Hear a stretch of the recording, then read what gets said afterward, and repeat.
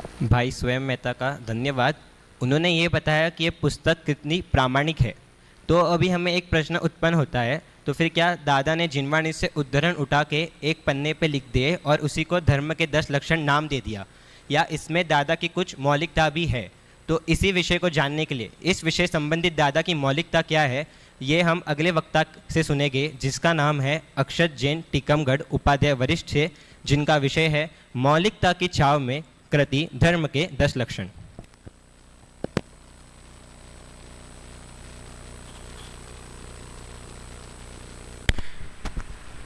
ओम नमः सिद्धेभ्या। सम्माननीय मंच एवं सभा में उपस्थित सभी साधर्मी बंधुओं को मेरा सादर जय जिनेन्द्र। आज की इस प्रवर्तमान गोष्ठी कालजयी कृति धर्म के 10 लक्षण, जिसमें मेरा विषय है मौलिकता की छाव में कृति धर्म के 10 लक्षण। तो मैंने अपने विषय को इन 3 बिंदुओं के माध्यम से विभाजित किया है, जो कि आप पीपीटी के माध्यम से देख सकते हैं। तो सर्वप्रथम यह मौलिकता क्या होता है। तो जो लेखक का स्वतंत्र लेखन होता है, स्वतंत्र चिंतन होता है, वो होता है मौलिकता।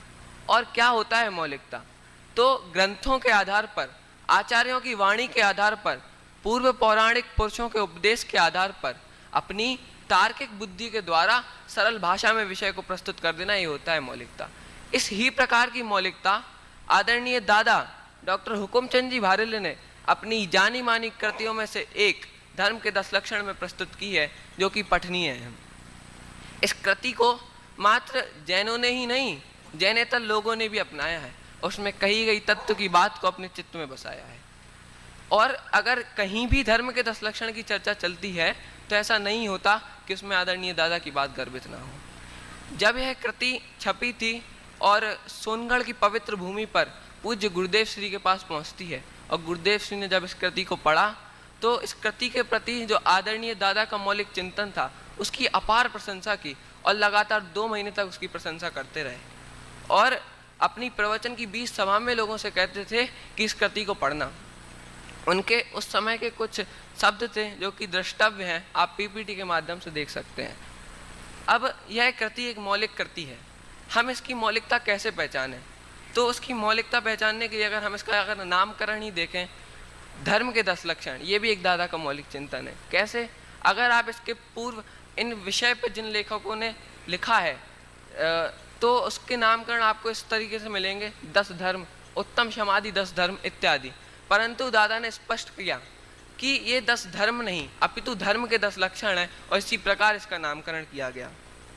और अगर हम इस कृति का अगर प्रस्तुतिकरण देखें, इसकी लेखन शैली देखें, तो इसके आधार पर हम कह सकते हैं कि यह कृति मौलिक कृति है। अभी वैसे तो यह पूर्ण कृति ही दादा की मौलिक कृति है, परंतु मैं आपको कुछ मुख्य उदाहरण इस कृति में जो हैं उनसे स्पष्ट करूंगा कि यह कृति कैसे मौलिक कृति है।